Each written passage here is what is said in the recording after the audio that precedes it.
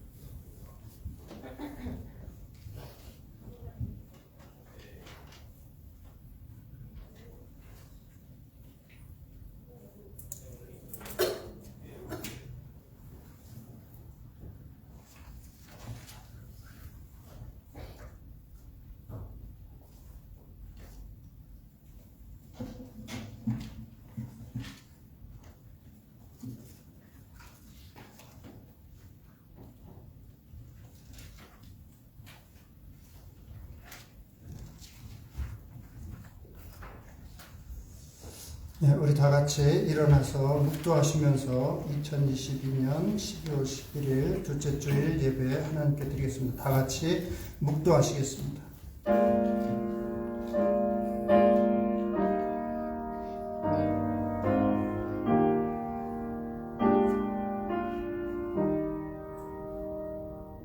온 땅이여 하나님께 즐거운 소리를 발할지어다. 그 이름의 영광을 찬양하고 영화롭게 찬송할지어다. 하나님께 고하기를 주의 일이 어찌 그리 엄히 하신지요. 주의 큰 권능으로 인하여 주의 원수가 주께 복종할 것이며 온 땅이 주께 경배하고 주를 찬양하며 주의 이름을 찬양하리이다. 아멘. 아버지 하나님, 오늘도 우리에게 이렇게 생명 주시고 또 좋은 날 우리 주님께서 허락하시고 주님 앞에 나올 수 있도록 우리의 발걸음을 인도해 주시어 참으로 감사를 드립니다. 아버지 하나님, 온전한 예배를 드리고자 합니다. 우리의 몸과 마음을 겸손하게 주관해 주시고 우리 주 예수 그리스도의 귀하신 이름만 홀로 영광 받으시옵소서. 감사드리며 지금도 이 예배를 주관하시고 기뻐 받으시는 우리 주 예수 그리스도의 이름으로 기도드리옵나이다. 아멘. 아멘. 우리 서신체 64장으로 힘차게 함께 찬양하도록 하겠습니다. 64장.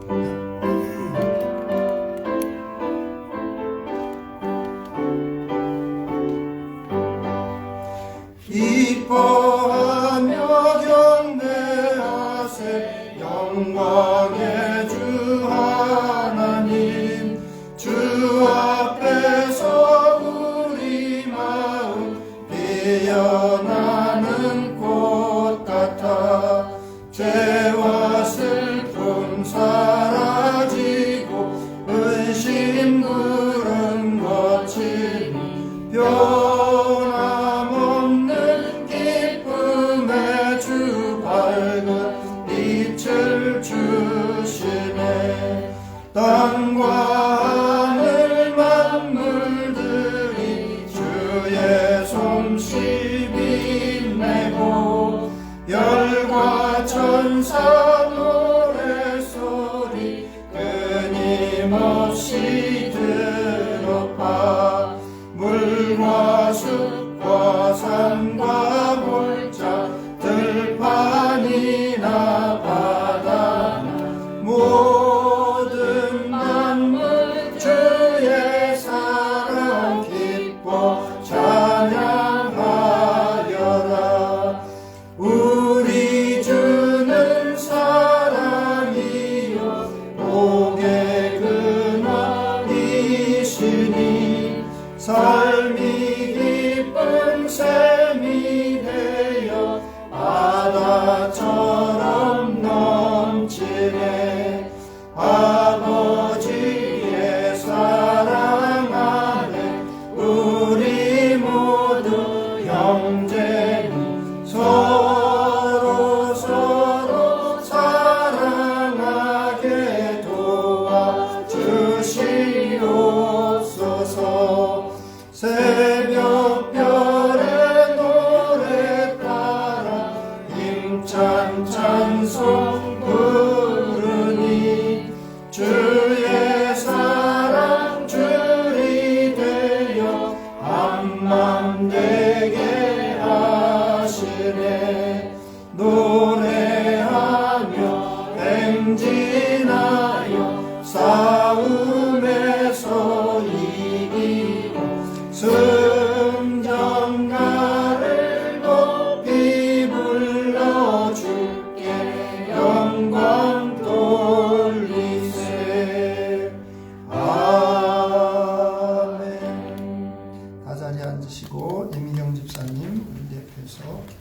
드리겠습니다.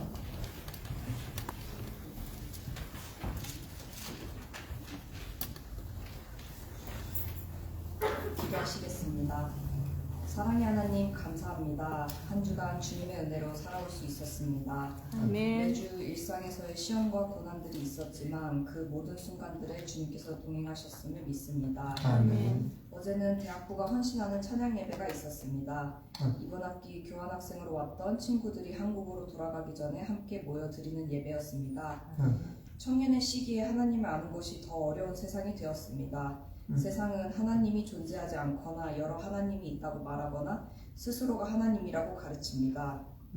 마귀가 우는 사자같이 두루 다니며 삼킬 자를 찾나니 라는 말씀처럼 믿는 것이 미련한 것으로 취급받는 세상에서 주님을 향한 믿음을 지키는 것이 너무 어려운 때입니다.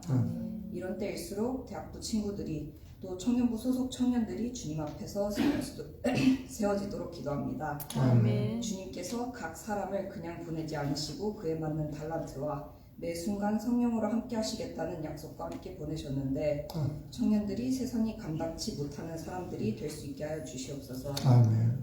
또한 교회에서 병으로 또 여러 삶의 고민들로 인해 기도가 필요한 분들이 계신데 그 분들의 기도 제목을 주님께서 다 아시오니 주님께서 가장 선한 시기에 가장 선한 방식으로 응답하여 주시옵소서. 아멘. 교회가 이같이 청년들과 모든 성도들을 위하여 세상과 구별되게 하셔서 복음을 전하는 건강한 통로가 될 수 있게 하여 주시고 각 지체들이 사역하는 데 지치지 않게 하시고 서로를 독려하여 아름다운 주님의 향기를 풍기는 교회가 될 수 있게 하여 주시옵소서. 아멘. 각 지체가 헌신할 때마다 주님께서 그 수고와 노고를 기억하시고 그에 맞는 은혜와 놀라운 기적들을 삶에서 보여주실 것을 믿습니다. 아멘. 말씀 전하시는 목사님도 은혜를 더하셔서 영육 모두 강건하게 하시고 아멘. 성도들이 이번 주 말씀을 통하여 받은 은혜로 넉넉히 승리할 수 있게 하여 주시옵소서. 아멘. 교회 구석구석 주님을 위하여 일하는 손길들도 하나하나 다 기억해 하시고 축복해 주실 거라 믿습니다. 아멘. 감사드리며 예수 그리스도의 이름으로 기도드립니다. 아멘.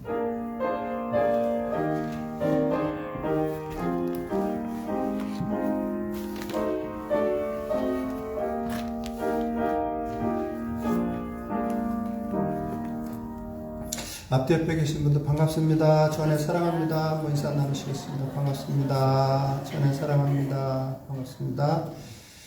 네.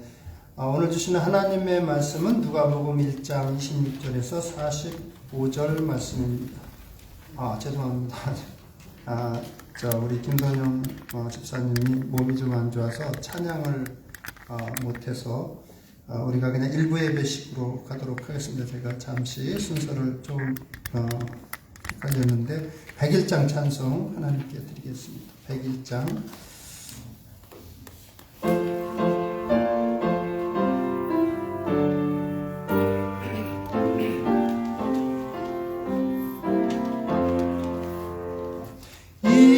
이새의 뿌리에서 새싹이 돋아나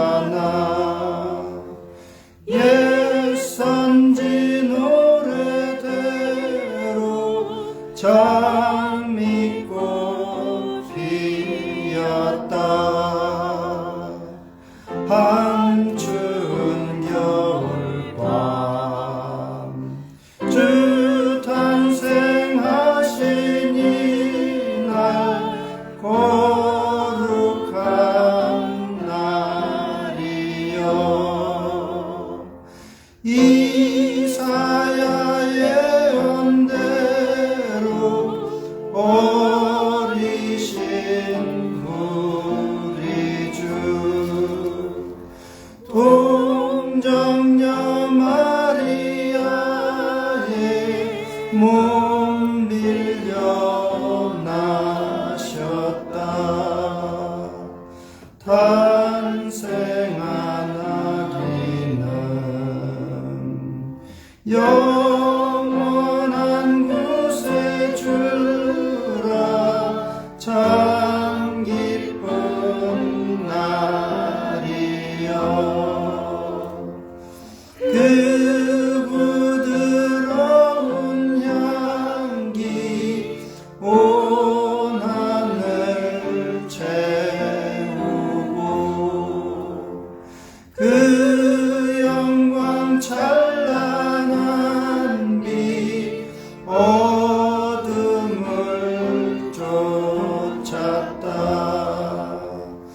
참신과 참사랑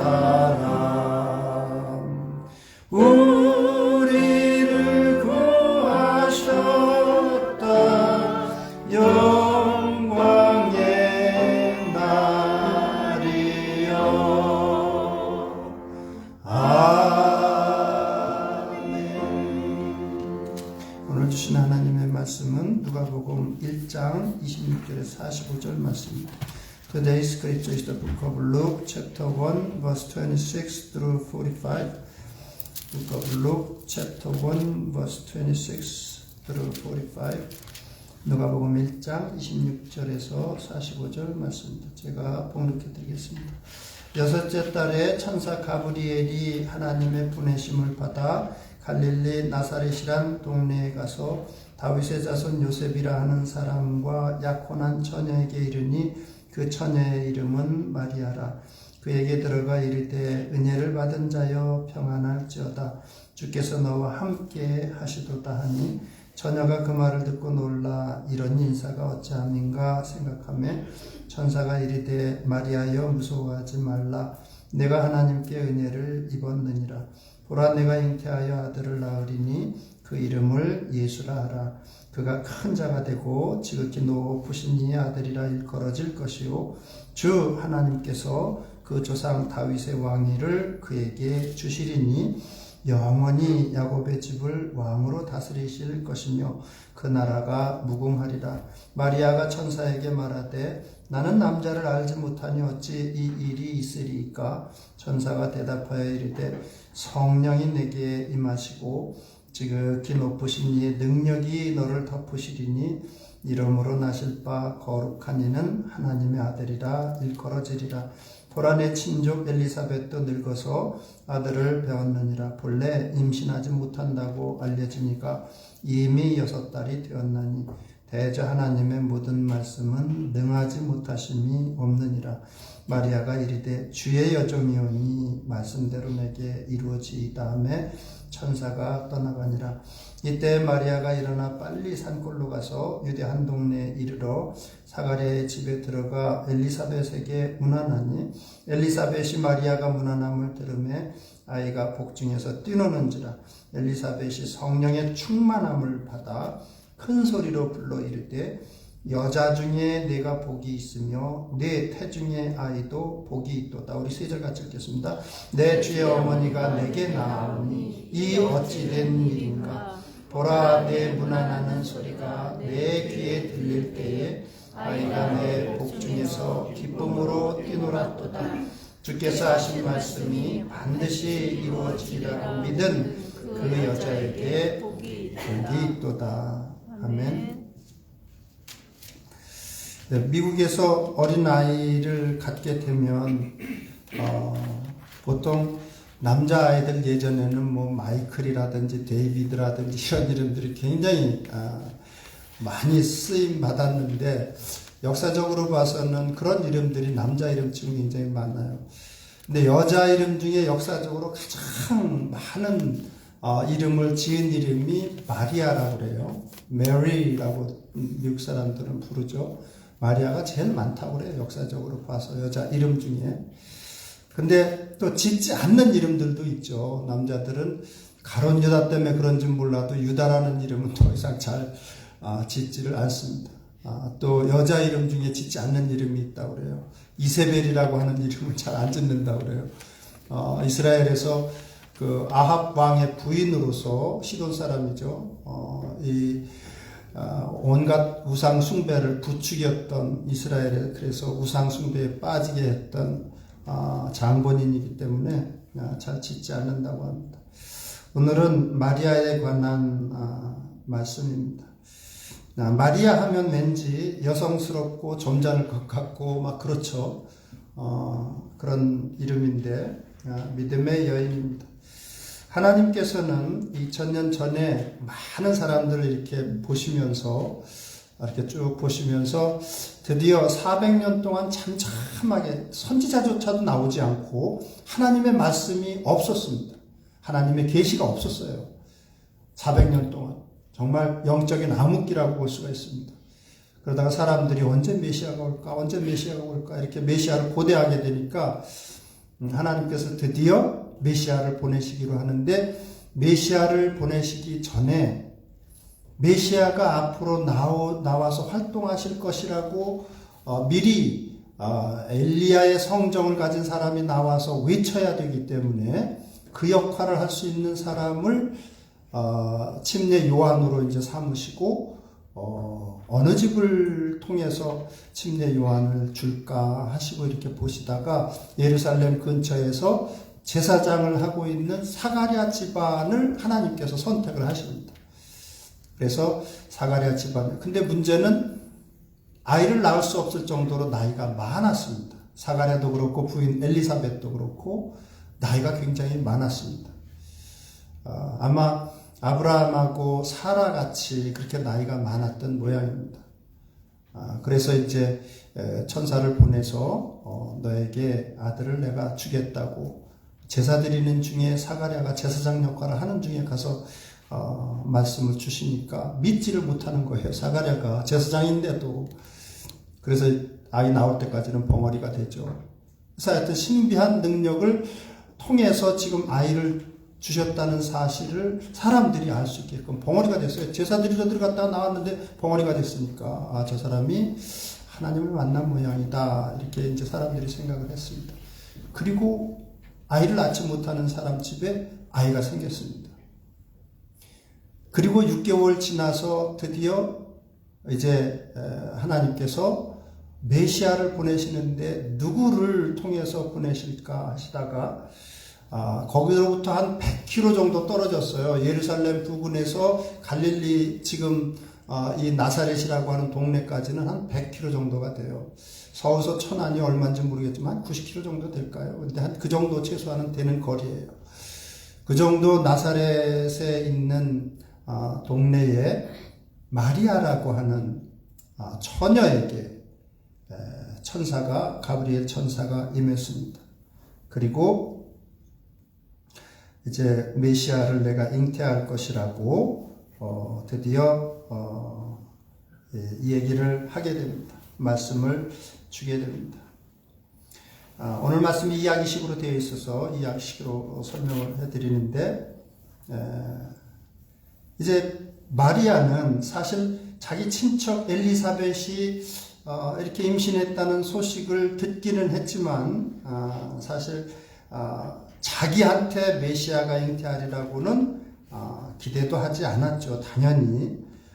그런데 이 하나님께서 가브리엘을 통해서 메시지를 주십니다. 오늘 말씀 보면 은혜를 받은 자 이렇게 되어 있는데, 실제로는 하나님께 크게 은혜를 받은 자요. 영어로는 그냥 highly favored라는 표현을 쓰고 있는데, 하나님께 크게 은혜를 받은 자요, 평안할지어다, 주께서 너와 함께 하시도다, 이렇게 메시지를 주게 됩니다. 여러분, 우리가 이렇게 볼 때는 마리아가 굉장히 아주 그냥 고상하게 생겼고 매력적으로 생겼고 막 그렇게 그리잖아요. 이렇게 그리면은 그런데 많은 신학자들이 보는 마리아의 모습은 그냥 시골에 사는 가난한 집안의 처녀였을 것이다. 많이 꾸미지도 않았고 그러니까 그냥 평범한 처녀였을 것이다. 우리가 생각하는 것하고는 다를 수 있어요. 물론 천국 가서 확인해 봐야 되겠지만 그렇게 정말 그림처럼 매력적인 여인이었을지 어쩌을지 모르겠지만 아마 외모는 그렇지 않았으리라고 얘기해줍니다. 시골에 사는 사람이 뭘 그렇게 꾸몄겠어요. 그리고 가난하게 살아갔던 집안의 사람이니까 그렇게 뭐 볼품이 있거나 하지는 않았을 것입니다. 그런데 그 처녀에게 천사가 갑자기 나타나서 하나님께 크게 은혜를 받은 자요, 평안할지어다, 주께서 너와 함께 하시도다. 그러니까 마리아가 깜짝 놀랐습니다. 아니, 천사가 자기 앞에 나온 것도, 나타난 것도 신비하잖아요. 천사가 나타난 것도 신비한데 거기다가 하나님께 크게 은혜를 받았고, 그리고 평안할지어다, 주께서 지금 너와 함께 하시도다 하니까 아마 나이는 16에서 한 18살 안팎이었을 것입니다. 그 정도 나이의 시골 처녀가 천사를 만나고 그런 놀라운 메시지를 들으니까 당연히 반응은 이게 도대체 무슨 인사냐고 당연히 그렇게 이야기할 수밖에 없죠. 그와 정혼한 사람은 요셉이라고 했습니다. 직업은 목수입니다. 이웃집의 의자나 책상이나 식탁이나 그릇장이나 떨어진 문짝들을 이렇게 고쳐주면서 겨우겨우 살아가는 가난한 청년을 남편으로 이제 맞이하기로 약속한, 그냥 집안끼리 약속한 상태예요. 어쩌면 요셉을 직접 눈으로 보지 못했을 수도 있습니다. 하여튼 그냥 약혼만 처녀인데 어느 날 천사가 나타나서 이런 놀라운 메시지를 주니까 놀랄 수밖에 없죠. 그러니까 아니 어떻게 나에게 이런 인사를 하십니까? 하고 말할 수밖에 없었을 것입니다. 가브리엘 천사가 이어서 계속해서 말합니다. 마리아야 무서워하지 말라. 내가 하나님께 은혜를 입었느니라. 보라 내가 잉태하여 아들을 낳으리니 그 이름을 예수라 하라. 그가 큰 자가 되고 지극히 높으신 이의 아들이라 일컬어질 것이요 주 하나님께서 그 조상 다윗의 왕위를 그에게 주시리니 영원히 야곱의 집을 왕으로 다스리실 것이며 그 나라가 무궁하리라. 놀라운 메시지를 마리아에게 줍니다. 한번 가만히 생각해 보세요. 저와 여러분이 마리아라고 한다면 지금 천사가 나타나서 이런 여러 말씀들을 해줬는데 뭐가 제일 마음에 남을 것 같아요? 이렇게 마리아라면, 내가 마리아라면 지금 천사가 나타나서 지금 놀라운 상황인데 여러 말씀들을 해주셨잖아요. 이런저런. 뭐가 제일 마음에 남을 것 같아요? 제가 마리아라면 그게 마음에 남을 것 같아요. 왕을 잉태했다. 아들을 잉태했는데 그분이 왕이다. 다윗과 같은 왕이다. 이게 남을 것 같아요. 왕을 잉태했다고 내가? 어느 날 천사가 나타나서 여러 가지 말씀을 해 주시지만 무서워하지 말라 하면서 이런저런 말씀을 하시지만 다윗과 같은 왕을 잉태했는데 그러니까 두렵죠. 그러니까 두려워하지 말라고도 말씀을 하셨고 시골에 사는 소녀로서는 도저히 감당할 수 없는 말씀을 들은 거예요. 그런데 자기는 지금 정혼한 남자가 있잖아요.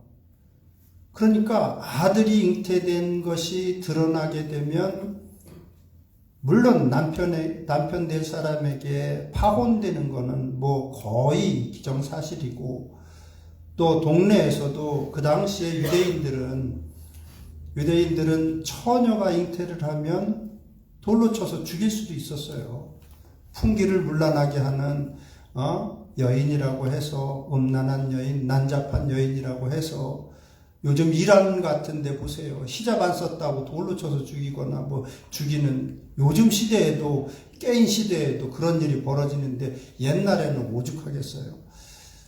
시골 처녀에게 이건 감당 못할 메시지죠. 그러니까 나는 남자를 알지 못하는데 당연한 대답입니다. 나는 남자를 알지 못하는데 어떻게 이런 일들이 있겠느냐고. 그러니까 천사가 35절에 보니까 성령이 내게 임하시고 지극히 높으신 이의 능력이 너를 덮으시리니 이름으로 나실 바 거룩한 이는 하나님의 아들이라 일컬어지리라. 보라 내 친족 엘리사벳도 늙어서 아들을 배웠느니라. 본래 임신하지 못한다고 알려진 이가 이미 6달이 되었나니 대저 하나님의 모든 말씀은 능하지 못하심이 없느니라. 천사가 그렇게 이야기해 줬을 때 놀랍기도 하고 또 자기가 그런 하나님께 의해서 선택받았다는 기쁨도 있고 또 세상 가운데 나가서 이걸 어떻게 받아들이고 처리해야 될지 두렵기도 하고 그래서 제일 먼저 한 행동이 뭐예요? 받아들이기는 했지만 확인하고 싶었던 거예요. 여러분 모르겠어요. 제가 여자가 아니라 아이를 갖게 되면 처음에는 알 수가 없잖아요. 첫 한 달이나 뭐 2달 요때는 모를 거 아니겠어요. 잘 애를 내가 가졌는지 못 가졌는지. 물론 이제 증상이 뚜렷이 나타나는 사람도 있다고는 하지만 하여튼 잘 모를 것 아니겠어요. 그러니까 맨 먼저 어디로 달려가요? 자기 친척 엘리사벳한테 달려간 거예요. 과연 내가 정말 천사를 만난 것이고 천사의 말이 정말 과연 사실인지 자기도 확인하고 싶었던 거예요. 그래서 엘리사벳한테 갔더니 놀랍게도 성령이 충만해서 마리아를 보고 한참 손아래 사람인데 한참 어린 사람인데 이제 소녀티 겨우 벗은 나이에 처녀인데 근데 뭐라 그래요? 놀랍게도 성령이 충만해가지고 내 주의 어머니가 나에게 어떻게 올 수 있느냐고. 내가 섬기는 하나님의 어머니가 어떻게 나에게 이렇게 와서 인사를 하느냐고. 그런 놀라운 인사를 받게 되고 실제로 자기 친족 엘리사벳이 나이 많은 분이 아기를 가질 수 없는 분이 아기를 가졌다는 아마 마리아는 예루살렘 근처에 살고 있던 엘리사벳을 만나면서 더 확신을 갖게 되었을 것입니다. 내가 메시아를 잉태했구나. 하나님의 아들을 잉태했구나 하는 사실을 더 확실하게 알게 되었을 것입니다. 오늘 말씀을 통해서 우리가 이제 성탄 계절을 맞이해서 예수님에 관한 내용을 우리가 계속 살펴보고 있는데 예수님은 어떤 분이신가 우리가 정확하게 알기 위해서 오늘 말씀을 살펴보고 있습니다. 예수님은 어떤 분이신가 하면 첫째는 마이크 소리를 약간만 줄여줄래요? 약간 울리는 것 같아서 네, 감사합니다. 첫째는 모든 죄인들의 구원주라고 했습니다. 31절에 보면 그 이름을 예수라고 하라고. 제가 신학대학원에 처음 들어갔더니 한 교수님이 이걸 굉장히 강조하세요. 마태복음 1장 21절에 보면 아들을 낳으리니 이름을 예수라 하라. 이는 그가 자기 백성을 그들의 죄에서 구원할 자이심이라. 이렇게 이제 천사 가브리엘이 선포를 했거든요. 오늘 말씀에도 이름을 예수라고 하라고. 영어로 예수님은 지저스라고 J-E-S-S 이렇게 표현하죠. 근데 그 이름을 이렇게 강조하시는 교수님이 계셨어요. 항상 강조를 하시는데 지저스라는 이름은 저호바 플러스 세이비어의 준말이다. 그분이 하도 강조를 해서 제가 몇십 년 지났는데도 잊어먹지를 못하겠어요. 저호바이면서 세이비어다. 하나님이신 분인데 구원주로 이 땅에 오신 분이시다. 믿으세요, 여러분? 네, 하나님이신데 이 땅에 오신 분이 바로 예수님이십니다. 예수님은 100% 하나님이시면서 100% 사람이십니다. 성령 덩어리라고 볼 수가 있어요. 성령으로 인해서 잉태하셨기 때문에 하나님이시죠. 그러나 또 죄 많은 죄인들이 예수님의 이름에 힘입어서 영원한 생명을 회복시켜 주시기 위해서 사람이 되신 것입니다. 모든 죄인들의 구원주가 되어서 이 땅에 오셨습니다. 여러분들 나이가 들고 정신이 없더라도 적어도 그 사실만큼은 변하지 않아야 되는 게 뭐냐면 우리는 오직 모든 인생은 예수 그리스도를 통해서만 구원이 이루어진다는 사실입니다. 왜 이런 말씀을 드리냐면 신앙생활 오래 한 사람 중에도 나이가 들어서 그런지 나이가 들면 뭐 다른 길로도 구원받는 길이 있지 않을까 이런 이야기 하는데 아니에요. 왜 그러냐면 예수님이 하나님이시고 온전한 사람이신데 이분이 이 땅에 오셔서 죄가 없으신 분이 모든 인생들의 죄를 짊어지고 십자가에서 죽음의 형벌을 당하셨으니까 예수님은 하나님이시기 때문에 죽음이란 걸 모르셨던 분이에요. 그런데 우리를 대신해서 죽음을 당하시고 그 영원하신 분이 그리고 3일 만에 우리를 위해서 부활하셨습니다. 그리고 죄인들이 하나님 앞에 내가 죄인입니다 고백하고 내가 주 예수 그리스도의 이름을 힘입어서 살고 싶습니다. 주님을 모시고 살고 싶습니다 하면 그게 어떤 인생이든지 구원해 주십니다. 그러기 위해서 이 땅에 오셨고 사실 죽으시기 위해서 오셨습니다. 예수님은 뭐 이렇게 세상에 오셔서 뭐 이런저런 물론 가르침도 주셨고 또 병자들도 고쳐주셨지만 주 목적은 우리를 대신해서 죽으시기 위해서 오신 거예요. 주 목적이 그거예요.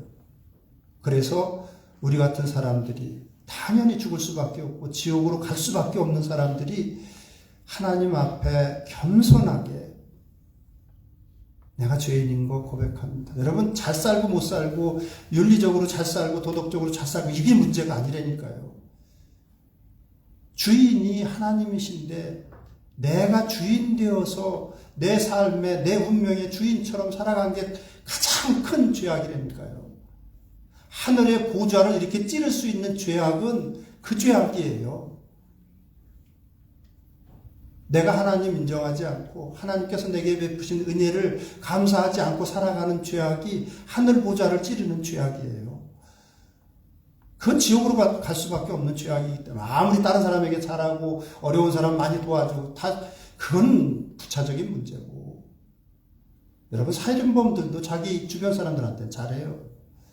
어려운 사람들한테 뭐 도와줄 수도 있고 그런 문제가 아니라 근본적으로 내 삶과 생명의 주인이신 분을 인정하지 않고 공경하지 않고 살아왔던 게 가장 큰 죄니까 하늘 보좌를 찌르는 죄악이니까 그거 하나님께서 해결하시려고 예수님을 보내셔서 죽게 하신 것입니다. 죽으시기 위해서 오신 구원주이십니다. 그러니까 예수 그리스도 외에 다른 이로서는 구원을 얻을 수 없나니 천하인간의 구원을 얻을 만한 다른 이름을 우리에게 주신 일이 없음이니라. 사도행전 4장 12절에 말씀해 주시고 예수님도 제자들 앞에서 내가 유일한 길이고 내가 유일한 진리고 내가 유일한 생명이다.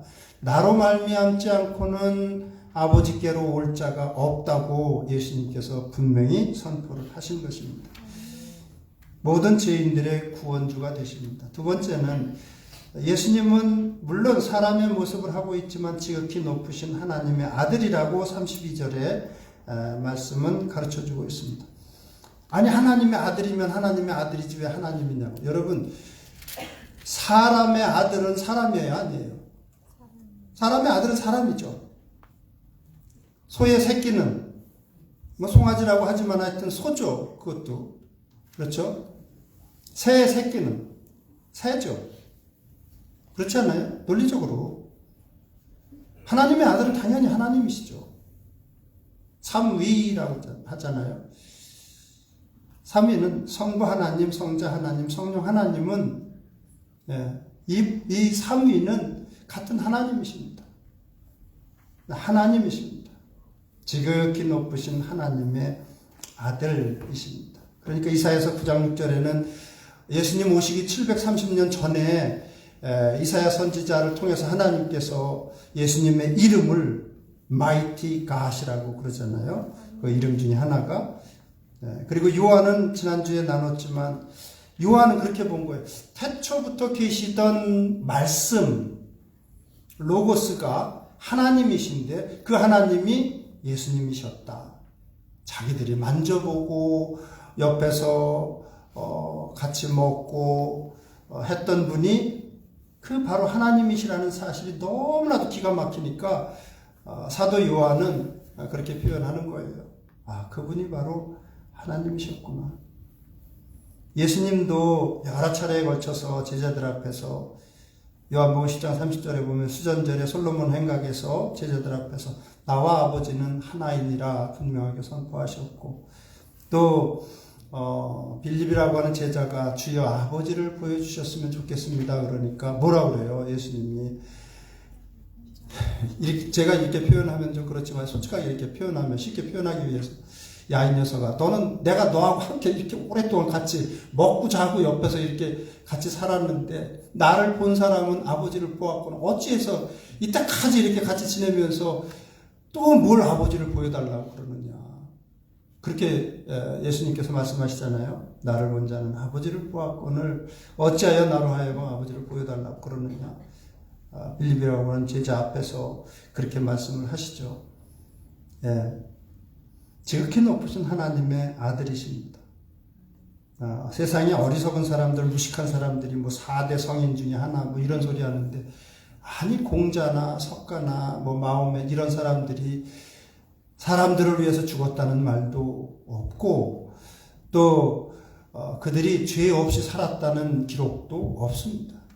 하나님이 특별히 주셨다는 기록도 없고, 그냥 남들보다 조금 더 그냥 의롭게 여겨질 정도로 살았다는 거죠. 실제적으로 나중에 이제 우리가 천국 가서 천국에 도서관이 있다면 찾아보면 다 그냥 평범한 죄인에 불과할 것입니다.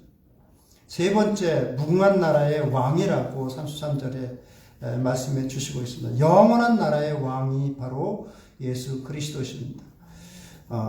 이사야서 9장 6절에는 그래서 영존하시는 이런 표현이 있죠. 영존하시는 아버지다. everlasting father다 이렇게 표현하고 있습니다. 요한계시록 11장 15절에도 세상 나라가 우리 주와 그의 그리스도의 나라가 되어 그가 세세토록 왕노릇 하시리로다. 마태복음 27장 11절에 보면 빌라도가 예수님 앞에 이렇게 묻습니다. 내가 유대인의 왕이냐? 정말 내가 유대인의 왕이냐? 그러니까 예수님께서 내가 하나님 나라 백성들의 왕이냐? 이렇게 물은 거예요. 그러니까 예수님께서 짧게 대답을 하십니다. 내 말이 옳도다. 내 말이 맞다. 내가 하나님 나라 백성들의 왕이 맞다. 말씀을 하십니다. 빌라도가 물론 성령의 시키심에 의해서 그렇게 했겠지만 예수님을 십자가에 못 박게 될 때 그 위에 죄 패에다가 죄 목을 탄 그 패에다가 유대인의 왕 나사렛 예수 이렇게 썼습니다. 유대인의 왕 나사렛 예수. 그분이 진정한 왕이시기 때문에 왕이라는 표현이 항상 따라다닙니다. 그러니까 그게 못마땅한 유대의 종교 지도자들이 자칭 유대인의 왕 나사렛 예수라고 쓰게 해달라고. 그러니까 빌라도 총독이 내 쓸 거 썼다고 더 이상 상관하지 말라고 하죠. 오늘 말씀에서 우리가 눈여겨봐야 할 구절은 37절과 38절 말씀입니다. 37절에 보면 대저 하나님의 모든 말씀은 능하지 못하심이 없느니라. 예수님께서 처녀, 동정녀는 아니에요. 동정녀는 죽을 때까지 처녀로 산 사람을 동정녀라고 하지만 사실 이런 표현들이 동정녀 뭐 이런 표현들은 아니에요. 왜냐하면 동정녀 그러면 자칫 이게 마리아를 너무 높여 보려고 하는 경향을 만들기 때문에 그냥 시골 처녀입니다. 처녀에게 하나님께서 처녀를 통해서 이 땅에 오셨는데 대저 하나님의 모든 말씀은 능하지 못하심이 없느니라. 우리는 내 삶에 경험되지 않은 것은 잘 믿지 않으려고 해요. 저와 여러분들은. 그래서 교회를 다녀도 처녀가 어떻게 잉태를 해. 잘 안 믿는 분들이 있어요. 어떻게 지옥이 있어. 참 재밌는 사실은 미국도 당신 예수 그리스도를 믿냐 그러면 한 80% 이상은 믿는다고 그래요. 예수님 믿는다고. 그런데 당신 지옥의 실제를 믿습니까? 이렇게 물어보면 아니 하나님 예수님 믿으면 당연히 믿어야 될 것 아니겠어요? 근데 한 20% 정도는 못 믿는다고 해요. 지옥의 실제를. 아니 뭘 믿는 건지 모르겠어요. 예수님이 그것 때문에 오셨는데 그걸 극복하게 하려고 죄인들로 하여금 극복하게 하려고 오신 건데 대저 하나님의 모든 말씀은 진실되고 능하지 못하심이 없습니다. 아멘이죠, 여러분? 아멘. 네, 하나님은 오래전부터 계획하셨고 그렇게 예언하셨고 이 땅에 임마누엘의 하나님으로서 이 땅에 나타날 것이다. 백성들과 함께 할 것이다. 계속 예언해 놓으시고 그리고 이 땅에 오셨습니다. 누구를 통해서? 마리아라고 하는 처녀를 통해서 이 땅에 오셨습니다. 그러니까 남자를 알지 못해도 성령으로 잉태해서 메시아가 이 땅 가운데 오시게 된 것입니다. 성경에 쓰여 있는 여러 가지 잘 믿어지지 않는 이적들, 그러한 것들이 참 많이 있죠. 우리는 예수님을 만나고 나서 예수님이 실제하시는 분이시구나, 하나님이시구나 알게 되니까 하나님의 말씀들이 믿어지게 된 거죠. 그것도 은혜지만 하여튼 아브라함이 믿음의 조상이 된 것은 잘 이해되지 않지만 하나님의 말씀에 믿음을 준 까닭입니다. 그래서 로마서 4장 19절 이하에 보면 그가 100세나 되어 자기 몸이 죽은 것 같고 사라의 태가 죽은 것 같음을 알고도 믿음이 약하여지지 아니하고 믿음이 없어 하나님의 약속을 의심하지 않고 믿음으로 견고하여져서 하나님께 영광을 돌리며 약속하신 그것을 또한 능히 이루실 줄을 확신하였으니 그러므로 그것이 그에게 의로 여기심을 받았느니라. 이렇게 말씀은 가르쳐주고 있습니다. 마음 가운데 하나님의 말씀을 진리로 받아들였다는 것입니다. 마음이 설득이 되어졌다는 것입니다. 마가복음 9장 23절, 24절, 22절, 23절 보면 그런 내용이 있죠. 귀신 들려서 벙어리 된 아들을 둔 아버지가 다른 제자들에게 좀 아들을 고쳐달라고 했는데 고쳐주지를 못했습니다. 연화산에서 내려오신 예수님과 세 제자들 앞에서 그런 이야기를 하죠. 이 아버지가 무엇을 하실 수 있거든 우리를 불쌍히 여기사 도와주시옵소서. 예수님을 보고도 믿음이 없었던 거예요. 무엇을 하실 수 있거든. 그러니까 예수님께서 무엇을 하실 수 있거든이 무엇이냐. 믿는 자에게는 능치 못한 일이 없느니라 말씀하시면서 고쳐주시죠. 구약에서 하나님의 능력을 강조하시는 표현이 있습니다. 그게 뭐냐, 강한 손과 펴신 팔이라고 하는 표현입니다. 내가 강한 손과 편 팔로 너희를 애굽에서부터 인도하여 낸 여호와니라. 이렇게 말씀하실 때가 많습니다. 하나님의 말씀은 능치 못하심이 없죠. 당연하죠, 그거는. 10만 광년, 100만 광년 떨어진 우주까지도 만드신 분이 당연하죠.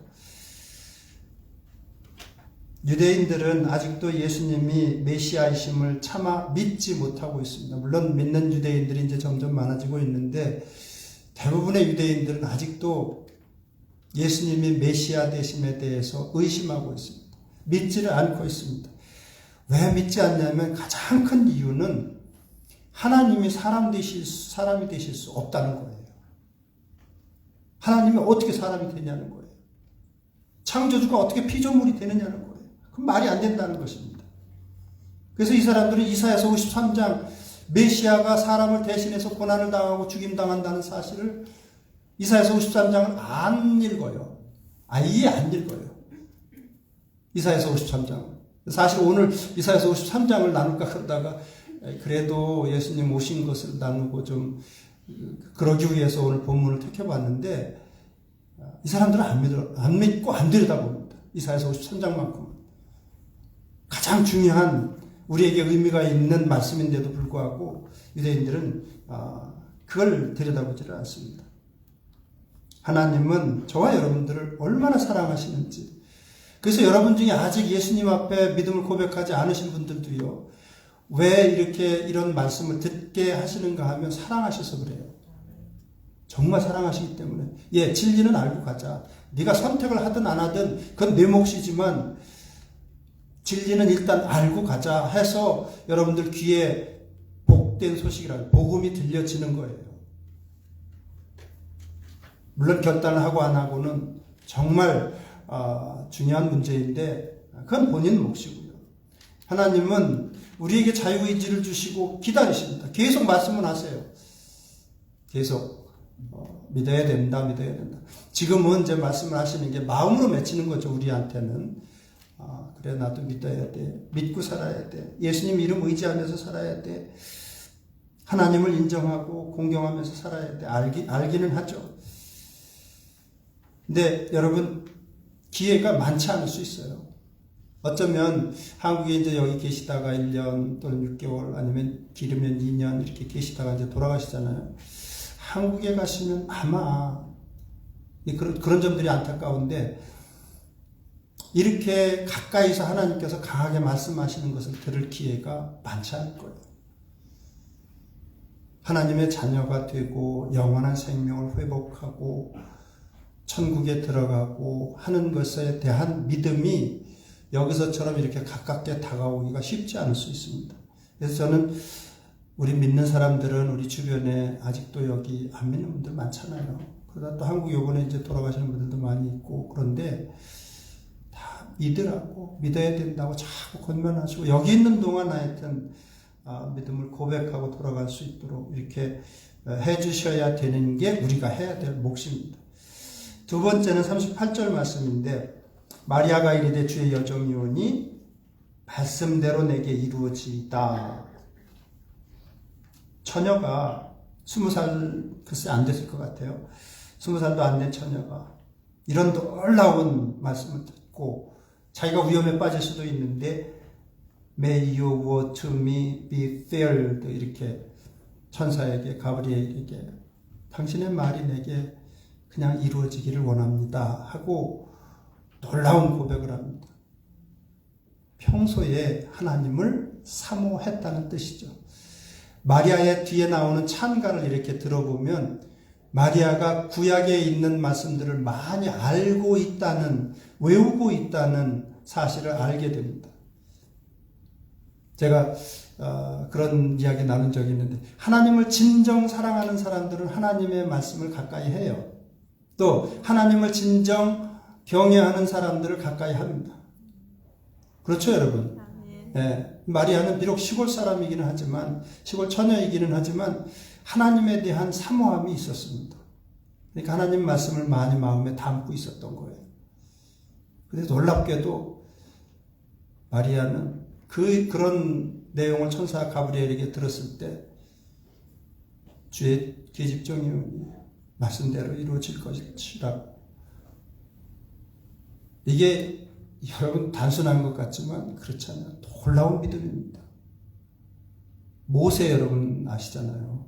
하나님께서 시내산에서 가시떨기에 불을 붙여 가시면서까지 설득을 하시잖아요. 예, 너 내 백성을 좀 약속의 땅으로 인도해야 되겠다. 내가 좀 그 일을 맡아줘야 되겠다. 그러니까 뭐라 그래요, 모세가? 나 못한다고. 못한다고 하도 그러니까 하나님께서 결국 분노하시기까지 하시잖아요. 말을 못한다고 그러니까. 이스라엘 떠나온 지 오래돼서 말도 다 잊어먹었다고 그러니까. 네 형 아론 시켜가지고서 말하게 하겠다고. 나중에는 하나님도 하도 빼니까 불순종하니까 막 이렇게 저거 하시잖아요. 큰 소리로 말씀하시잖아요. 근데 모세도 그런데 모세같이 위대한 사람도 그런데 이 마리아는 시골 여자이고 처녀인데 가브리엘이 그렇게 선포했을 때 주의 여종이오니 말씀대로 내게 이루어지이다. 여러분 하나님께서 가장 기뻐하실 때가 언제예요? 우리를 보시면서 자녀들을 보시면서 가장 기뻐하실 때가 이럴 때예요.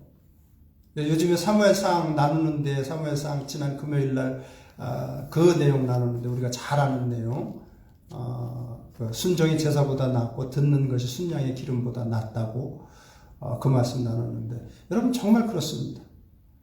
아니 하나님 말씀을 청종하는 것이 번제나 다른 제사를 드리는 것보다 더 기뻐하신다고 하나님께서 이렇게 예배 드리는 것보다 하나님 말씀 순종해서 원수를 사랑하고 이렇게 세상 가운데서도 어려운 사람들 도와주고 그러면서 사는 게 더 하나님께 기쁨을 드린다는 거예요. 믿으시죠 여러분? 네. 순종이 제사보다 낫다고 분명히 말씀하십니다. 완고한 것은 하나님 앞에서 순종하지 않고 완고한 것은 사악한 우상에게 절하는 죄하고 같다고 하나님께서 말씀을 하십니다.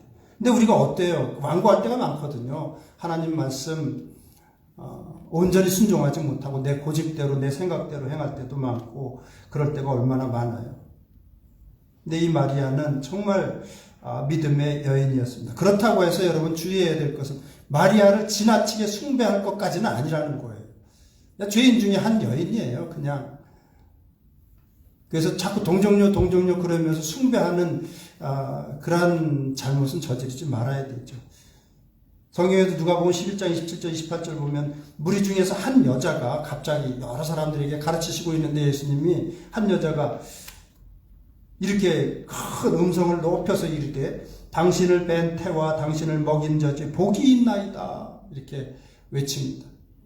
당신을 낳은 마리아가 정말 복 있는 여자라고 큰 소리로 무리 중에서 떠드니까 예수님께서 이렇게 말씀을 하시고 정정을 해 주십니다. 예수께서 이르시되 오히려 하나님의 말씀을 듣고 지키는 자가 복이 있느니라 하십니다.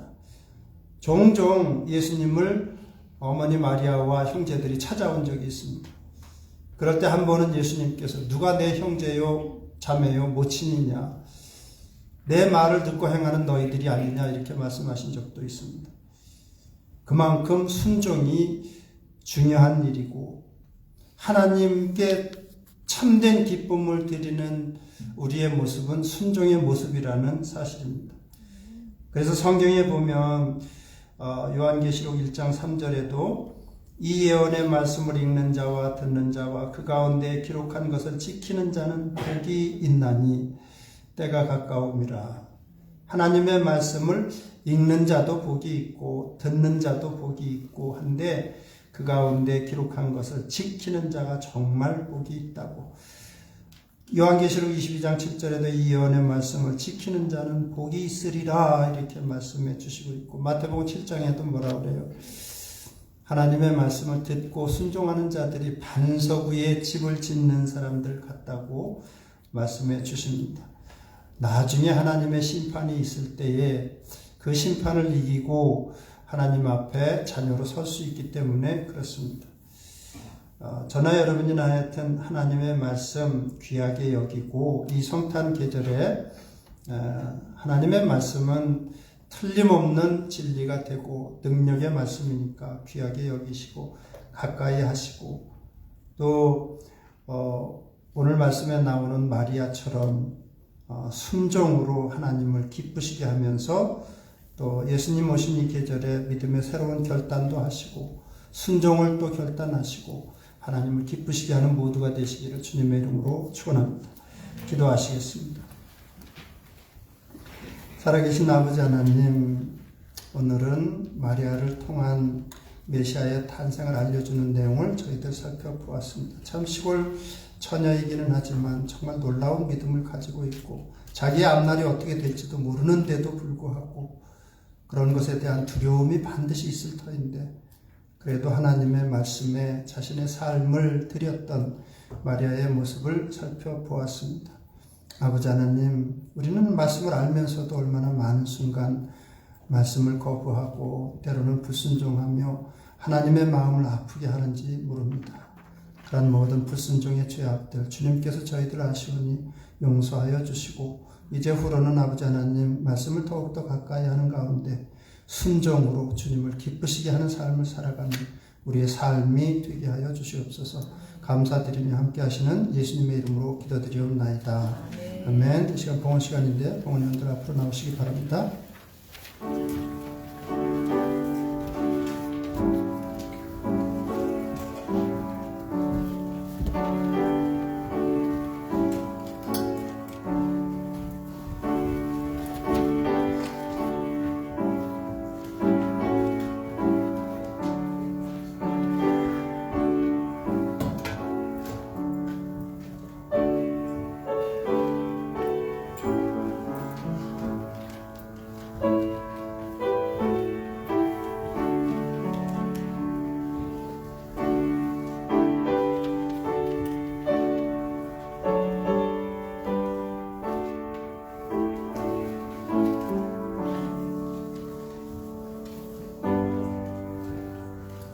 다 같이 일어나서 오장으로 하나님께 영광을 돌리겠습니다.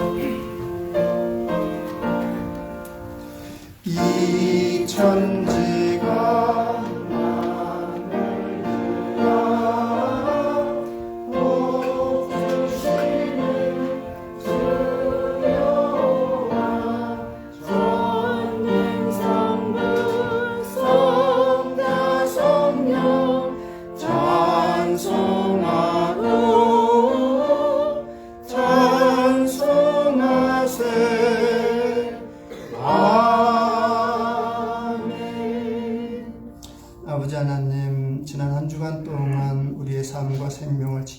주시고 보호해 주시어 감사드립니다.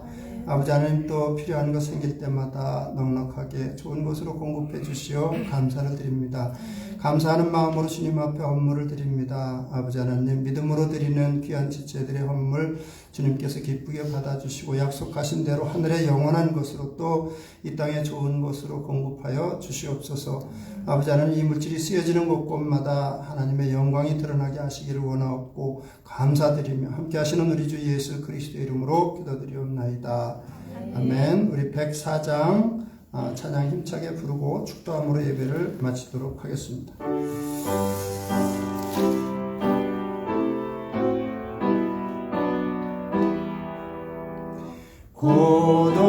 고도소서 임마누엘 보구하소서 이스라엘 그 포로 생활 고달파 메시아 기다립니다. 기뻐하라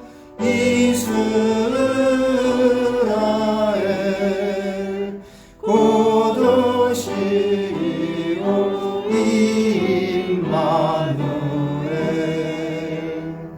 고도소서 지혜의 주 온 만물 질서 주시고 전진리의 길 보이사 갈 길을 인도하소서.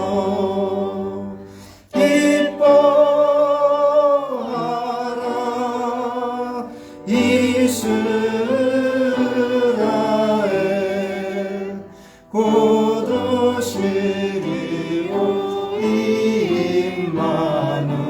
임마누엘 고도소서 소망의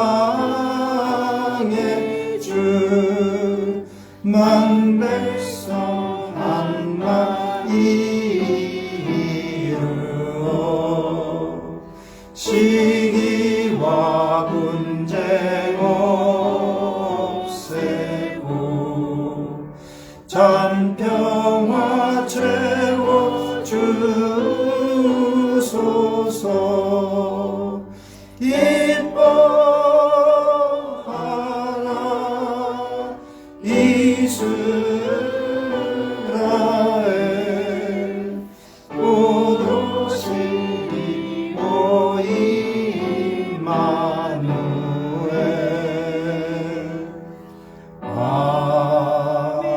아멘. 기도하시겠습니다.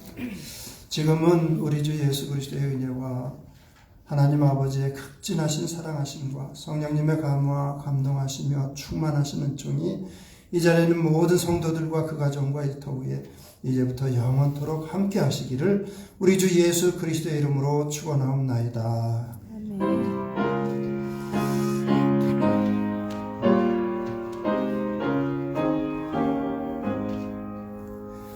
믿음으로 승리합시다. 한 번 더 옆에 분들과 인사 나누시고 잠깐 자리에 앉으시겠습니다.